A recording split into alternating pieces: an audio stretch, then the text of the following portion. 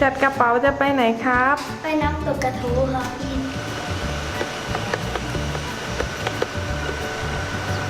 อันนี้เราก็กำลังจะขึ้นไปข้างบนไปเล่นนะคะ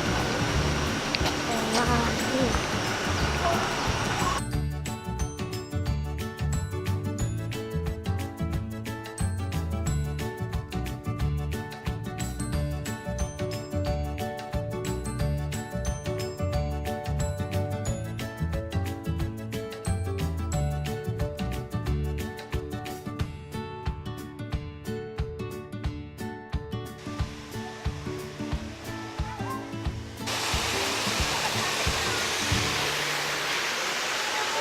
เอาใหม่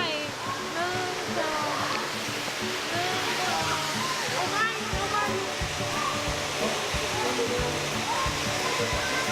ไหมคะลูก หนูกินน้ำก่อน ครับ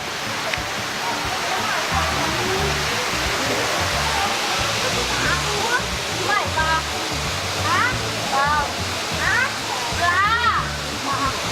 ไม่เคยเจอกล้ามด้วยไม่เจอแต่ปลาปูไม่ได้จับนะโอ้ยนั่นน่ะ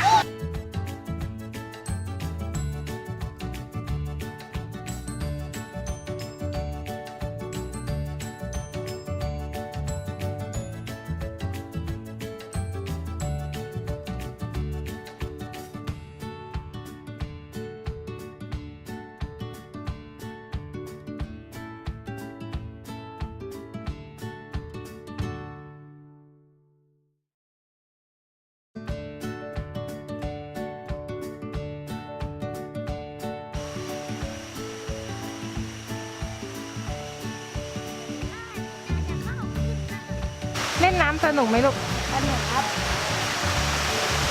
สวัสดีวันนี้แค่นี้ก่อนนะครับ ถ้าชอบคลิปนี้ก็ฝากกดไลค์ด้วยครับขอบคุณครับ